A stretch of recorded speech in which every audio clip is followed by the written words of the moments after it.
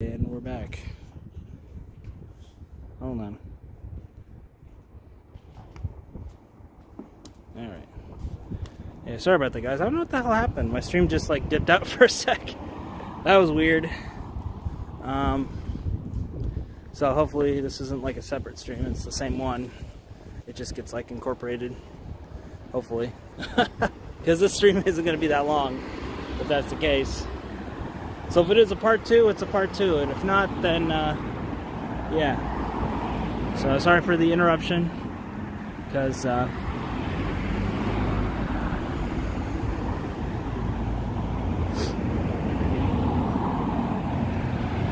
my stream decided to just dip out randomly. I didn't even remember what the fuck I was talking about. I just kind of lost track. I was like, what the fuck? Hey, look at them Christmas lights.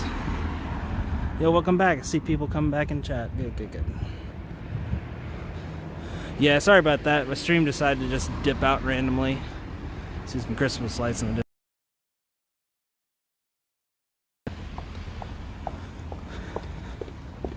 Yeah, I don't know what happened. But it is what it is. So I'll probably just get the Noborito station, come up here and end the stream like I wanted to. Got interrupted. How much is my rent? Where I'm at now, is it doable for someone to come to Japan? About $2,000 of savings? Yeah, totally. Yeah, $2,000 of savings. My current rent's very doable. Ooh. That don't sound good. That car's living on a fucking hope and a prayer right now. Golly. Yeah, you know, I'd say, you know, if you're coming over to Japan, and this is something I do want to make a dedicated video on. So I saw Shinchan make a video about it. But where's this guy going? Anyway, you know, if you just start off at like a share house, there's a lot of stuff that's already like done for you, so you don't have to pay for a lot of stuff, and the rent and stuff is usually a lot cheaper. I mean, obviously it depends on where you go. Like there's some like really bougie ass share houses that's like you're pretty much just paying for an apartment. You know, it's like, why? Just, you know, but it just depends on where you're at. Like for me, one of the reasons I moved to the Kawasaki area is just because it's cheaper, you know, and it's still within commuting distance to Tokyo. So if I need to come in for, well, back then school, but now work. So if I need to come in, it's a reasonable commute, distance-wise. But rush hour is a pain in the ass, though. It's so bad, man. But otherwise, it's pretty good. On like a work visa, or if you're coming to like study and you're just kind of waiting for your grants and scholarships to kick in, you know, those first couple months are very crucial. So I definitely recommend getting a share house. Try to get one with a private room. You know, I don't, even though I did do living in the box, I wouldn't recommend that unless, you know, you're in very dire circumstances. I think looking back on it now, I probably could have just went to another guest house instead of that one, but it was what it was. So yeah, budgeting is definitely crucial. Jesus. Definitely buy Noborito Station. So do I think Taiwan has similar opportunities like Japan, better because it's cheaper? I don't really know too much about Taiwan in that regard, so I can't really say. You know, there's a lot of countries in Southeast Asia that are a lot cheaper than Japan, but you know, there's trade-offs, right? You know, the big pros, obviously, cheaper cost of living. You know, like I got friends out in like Vietnam and Thailand, and it's way fucking cheaper living out there than it is here. Some in the Philippines as well. But you know, depending where you live, obviously you got to deal with that. You know, places you live may not be in the best of condition, even if you have a lot of money relative to what the average worker there makes. Also different amenities and things as well. Because yes, you could like try your best to assimilate to the culture, but you're still gonna need like some things, right? Still gonna need some creature comforts from home and things like that. And depending on where you are in those countries, because a lot of digital nomads go to those countries because of low cost of living. So depending on where you go, if you go to like those common areas, then chances are you'll be fine. But if you start straying further away from it, then then it gets a bit trickier. Not impossible, but a lot more factors to consider. So that's just something to keep in mind. If you move to any country in Asia or just any other country outside of where you're from, it's just different trade-offs. Like obviously, if you move to the bigger cities, they're a lot more metropolitan, more cosmopolitan. So there are going to be international restaurants, import stores, other things. Because like even the most like hardcore of if you come to Japan, Japanophiles, even they get sick and tired of fish and rice all the time. So, but I mean, aside from that, there's obviously some other things you need, like deodorant. Most Asian countries don't have that, or if they do, it's non-antiperspirant. So, especially during the summer months, you're gonna be sweating like a motherfucker, and if you don't have good antiperspirant deodorant, you're gonna be that sweaty, smelly ass gaijin stanking up the train, and everybody's gonna be looking at you like, yappari kusso gaijin da ne. So you can't exactly pick up chicks when you're a big sweaty mess, But yeah, I definitely do want to make a video going more in detail about share houses and things. So this is Noborito Station. That's the Nambu line right there that everybody's all packed in on. Ugh. Good thing I didn't have to work today.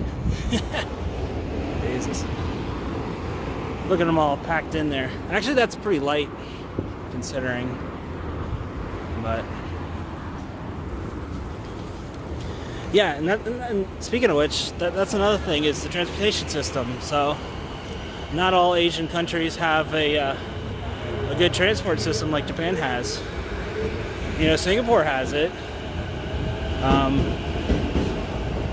don't think South Korea really has it. I mean, it depends on where you go. Like if you're in Seoul, then yeah, sure. But most people just drive. And then like Thailand and Philippines and stuff, you just get around in a little moped. Whereas in Japan, you can get pretty much anywhere you need to go on the trains or a combination of trains and buses, depending on how far out you go. But if you're in or near a metropolitan area like I am, like this is like not a very urban area at all comparatively. It's a far cry from Tokyo, even though it's like literally across the river. But even still, like you have your modern amenities. I think you just pass by. Oh no, the McDonald's is like up there. You got the McDonald's up there, and 7-Elevens and stuff like that. So even this little podunky ass area, you can still get stuff. And obviously, with Amazon, you can get pretty much everything else as well. But you also have to be mindful of importation costs. So you just have to weigh those options carefully. And tech is another thing as well. Like I know most people, they want to get like the Japanese laptop or the Japanese desktop. Get the little keyboard with the little tic tac for the space bar. I don't know how that fucking works, but yeah, I just want to get that. But you run across a lot of issues with tech like that, because with pretty much any other country, if you need like a driver or something like that, you can just get it from the website and no problem. But if you need a driver for like a Japanese device or something for the OS or whatever, it has to be like the Japan specific one. Now, I will say they have gotten a little better at it, but not by much. So, that's just something else to keep in mind. And also, if you are having computer problems, there's not a whole lot of places to really like take your stuff to. I mean, yeah, they do have tech shops and stuff like that, but that's just going to run you a lot of money, and they're not as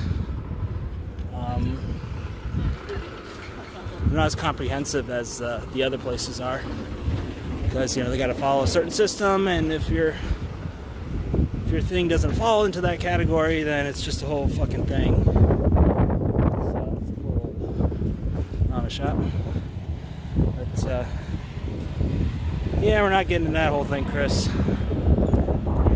We'll talk about it elsewhere, but yeah.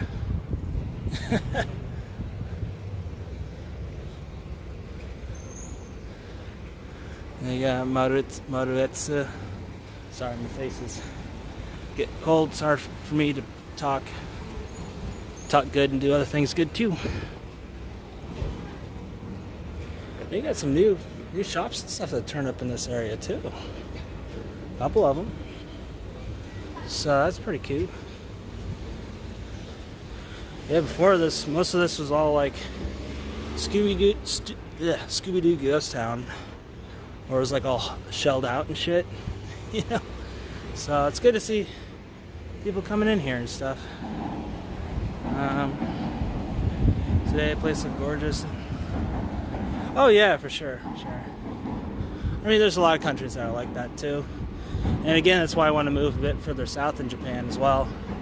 Just because, especially, and again, I don't know much about Taiwan, so can't talk too much about that. But, for Japan, what I can say is that the further away you get from like the main areas, main cities and stuff, just, the easier going people are. If you get within Tokyo especially. I mean, Osaka and stuff is a little more open, but if you get closer to like the main areas, everybody's like really standoffish usually, and they're just kind of in their own little bubble, basically. So it's harder to make friends unless you're already friends with somebody and they introduce you to people, and then all of a sudden people are like, oh, sugoi, and stuff. But if you were to like come up to them, oh no, chigaimasu. So, and also just, like I said, cost of living is a reason, and just quality of life are the reasons I want to move on down to Shonan in Southern Kanagawa. And also there's a train line that goes all the way up to Shinjuku, so it is commutable. It takes forever, but you can do it. It is possible. I know a lot of people that live down there that do that. So, come here, kiddos. Yeah, I know, right?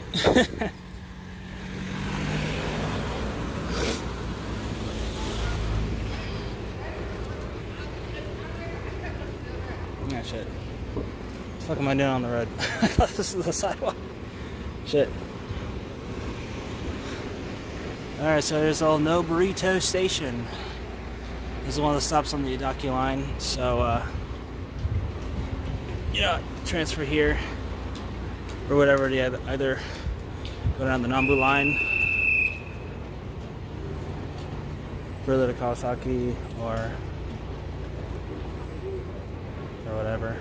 But this line goes all the way up to Shinjuku as well.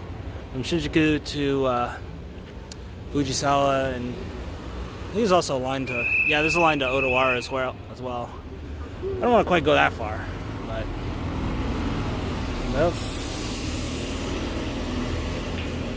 okay then. Yeah, I think you know, as far as areas in Shonan, I'd like to move too. I got some places lined up in, like, well, not lined up, but just places that I got my eye on in like Hiratsuka and Oiso. It's elongated, but and you know, my friends live out that way, so I have some peeps to hang out with and be able to chat to locals. You know, I've gone down there and stuff, and I don't know, everybody just seems to be like so much happier down there. You know, they're like way more open to talking with foreigners, because a lot of foreigners come down there to surf and stuff. So they're way more open to talking to foreigners than if you go to like Tokyo and stuff. It's usually the ones that are open to talking to foreigners out in Tokyo aren't the kind of people you want to be talking to. Usually. Not always, of course. But yeah, like I was saying, you know, cost of living down there is like really cheap. Like I found apartments and stuff out there for like 37K in yen. So that's what is that now? Maybe like 275, 325, something like that in USD. I don't know, you can just throw it in your Google machine, but it's cheap as fuck. This is what I'm trying to tell you. So there's places out there like that charge even less than what I pay for living in a guest house and get a whole ass apartment. I mean, it's not fancy, mind you. It's pretty Spartan in a lot of cases, but you can get it, man. And depending on where you go, you can get one that's fairly close to a good train line. That's really important, especially if you're commuting that fucking far away. You know, you want to be near one of the main lines. And my waifu not standing up on its own in my room, just waiting for me.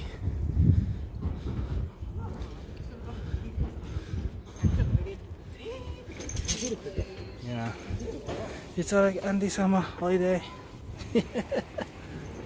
So, but do all over again is anything I do different. There's a lot of little things I do different.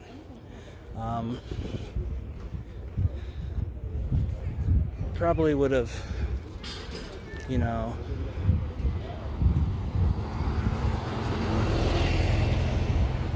I mean, obviously there's like, you know, maybe I should have bought that thing, maybe I shouldn't have bought that thing, you know.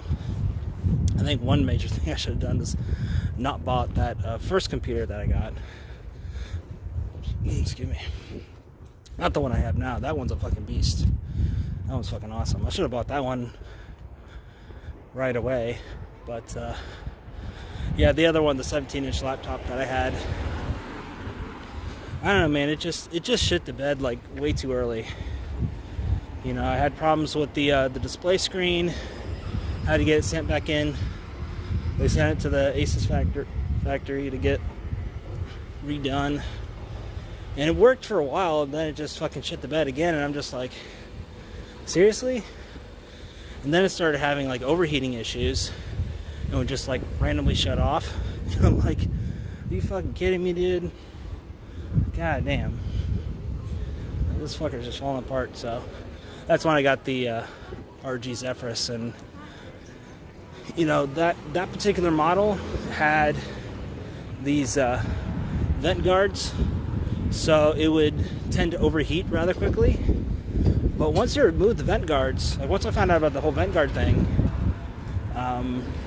this has been a fucking beast, man. Fucking love that laptop, to be honest with you.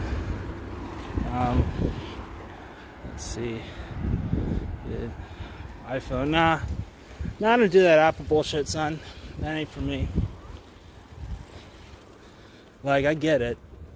You know, to me, like, getting into the Apple ecosystem is like living in Tokyo.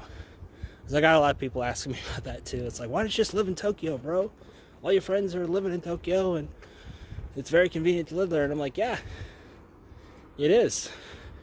And they are. But it's one of those things, man, like, once you get into the ecosystem, it's hard to get out.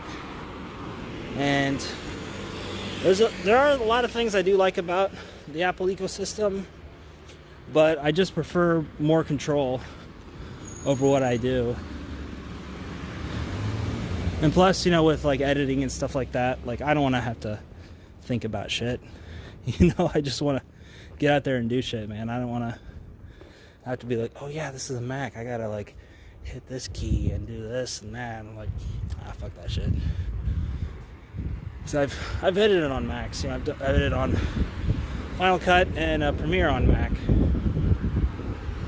and it's obviously doable, but I just want to fuck around with it, you know.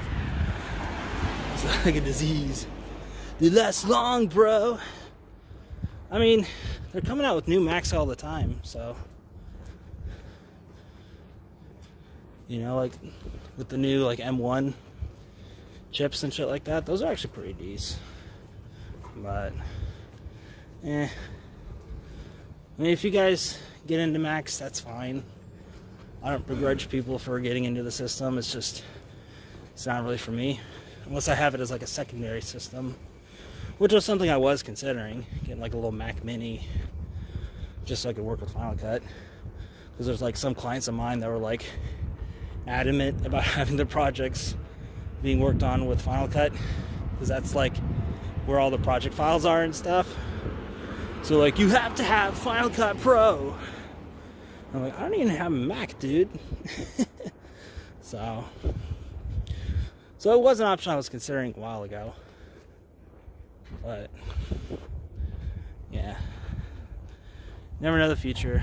It's safe to say that Japan, yeah, at least for now, that's basically the long and short of it there. MS is that, you know, Japan's my home for now. You know, I haven't like completely sworn off America, and I'm not going to set foot in that country ever again. It's like, no, it's not like that. You know, it's my home for now. I would like to stay here a little bit longer, you know, if job willing, of course. If I can't find a job, then sayonara. But even if I do manage to find a job and can stay here longer, you know, I think eventually I'd want to go back to America, you know, but again, right opportunity has to present itself, and it may not even be a good opportunity. You know, what if something happens in the family? You know, folks are getting a little up there in age, so you know, it could happen any moment, you know. So I've seen it happen to a lot of other people too. You know, even if it's just temporary, you know. And plus, you know, the way I see it, it's not that big of a deal. Like, a lot of people see it as like this big defeatist sort of like, he gave up on Japan, man. You know, it's like, no. You know, like right now, I'm sitting pretty good, because like I have my degree, so even if I went back to America tomorrow, you know, I could always come back. Country's open again. Even if it was just to like tour around, I could do that. If it was to work, I could do that as well. If they hire me, of course. But, you know, point being is I have options now. So, you know, of course, I'd love to stay here, but there's opportunities elsewhere for me, especially for the line of work that I do, you know. Ooh, heavy Chevy. You don't see those too often in old Haban. But like I was saying, you know, I got options and stuff, so if those options take me outside of Japan, they take me outside of Japan. And I have that degree, so if I ever do get that itch to come back, I can always come back. So that's just kind of how I see it, you know, just keep my options open. As far as what I like to stay in Japan, of course. Like I said, I'm already pretty well settled in here for the most part. And once I get the job lined up and a good bit of savings in tow, then we'll be looking to move to a proper apartment and go from there. Have a diaper. Hey, yo. Now, I remember doing intercontinental shits. Those are fun. Just eating a whole bunch of food at the airport, and then as soon as you get back to Japan, take a big old douche. But upgrade the wife. Well, I gotta upgrade myself before I can do that, man. Start getting paid. Move out of the guest house, you know. So I can't be all like, hey, baby, come back to my guest house. We can, you know, get to know each other on my single fucking little IKEA-ass bed. And have all my neighbors listening in. You know, it's like, I mean, that hasn't stopped other people, but I just know if I start doing that, then they'll be like, well, you can't be doing it. You're too loud. You're so loud. She's going to criticize. So, but I'm not salty. It is what it is. I don't know if y'all can, damn, it is dark as shit in that thing. But we got some stars out in the sky tonight. Not a lot of them, because, you know, kind of by the city. Good old light pollution. Damn, I didn't realize it was so fucking dark on there. I was just kind of on a roll. Didn't realize it was so dark. Can't wait to meet me. The fuck is you on, Chris? You did meet me. You know who I am. The fuck is you on? Anyway, so switch this around. Actually, no. We'll switch it to the front because you can actually see my face. You can't really see much else. It's so dark out. Seen a UFO. I've seen a couple shooting stars before out here. That's another thing, man. You know, just seeing the stars. You can kind of see them now, like a couple. But you know, I was out at Oiso celebrating 4th of July with my friends. It was really late on the beach. And I just looked up, man. It was just a whole fucking slew of stars. And I'm like, damn, man. It just kind of got me thinking, you know. It's like, when's the last time I actually looked at the sky and saw stars? Aside from like one or two. You know. It was just some little things, man. Because, you know, I come from a small town. And not a whole lot of light pollution going on. So I just kind of took stuff like that for granted, you know. It's just like, oh, they're there, you know. But you know, it is what it is. Oh shit! See, my gimbal's about out of power, so I think we'll end things here. I don't know if this is going to be like a part 2 or if this like will be combined with the previous stream. But regardless, guys, just want to say thanks for hanging out with me on this kind of random walkabout live stream, as dark as fuck as it is. And hey, there's really a UFO back there. Maybe. I'll never tell. Anyway, so with that said, guys, this is Andy. Signing for now. As always, forever. See you next time. That was a little dry, but catch you later, guys. Bye.